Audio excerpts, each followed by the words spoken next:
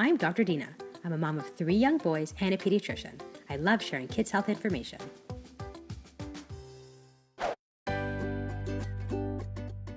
One of the most common things I see each day is diaper rashes. I have lots of newborns and little kids in my practice, and where there is dirty bums comes rashes. Firstly, you want to make sure you're using very absorbent diapers. Whether these are disposable diapers or cloth ones or prefab ones, make sure that you change your baby very frequently. The more they're in pee and poo, the more moist they are, the more likely they are to get rashes. When you wipe them with a wipe or face cloth or paper towel, make sure that the bum is dry before you put the diaper back on it. If you leave it wet, they're more likely to get yeast infections and irritation from the moisture. So change them often, use a very absorbent diaper, like whenever you can, and use a wipe and then dry them easily. There's 3 main types of diaper rashes. The first type is the most common. It's called contact dermatitis. It's irritation of the skin around the bum from moisture, so from pee and poo.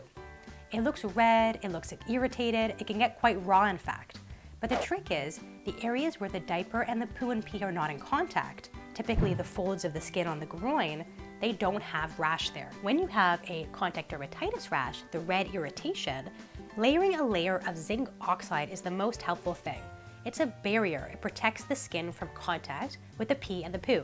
A very thick one, like this one, which has 40% zinc, is a good layer of coating. You want to put it on like icing on a cake, thick, thick, thick. Then when you go to clean your baby's bum, you want to wipe really gently with your wipe, or even better, a face cloth with just warm water. Take off the poo from the white layer without scrubbing it all off. That's really key. The contact you have with water or alcohol in a wipe on that irritated skin will make it worse. So layer on a thick layer of zinc oxide cream with the highest percentage you can find, and when you clean your baby's bum, only wipe the poo very gently off of the wipe.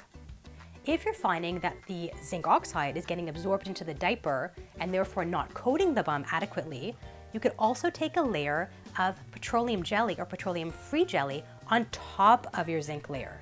That way, the petroleum jelly gets absorbed in the diaper without the white coming off of the bum. Again, the more white that's on your baby's bum, the better the rash will heal and the faster, and the more it'll feel better. Sometimes you get a yeast infection on top of that area, and that looks like discrete little red bumps. So you start with the redness and then red bumps around the sides. These are called satellite lesions, and they're the tail mark sign that there's a yeast infection. And sometimes you might even need a prescription. So this would be for a yeast medication or for antibiotic medication if there's an infection with bacteria, and these your doctor will see. Now lastly, there's bacterial infections. These look the same, red, they're raw, usually they're very beefy red, so really angry red. There might be ulcerations, and there might be little areas of yellow, scab, or greasiness, and this is called impetigo. This kind of infection requires antibiotics to treat it.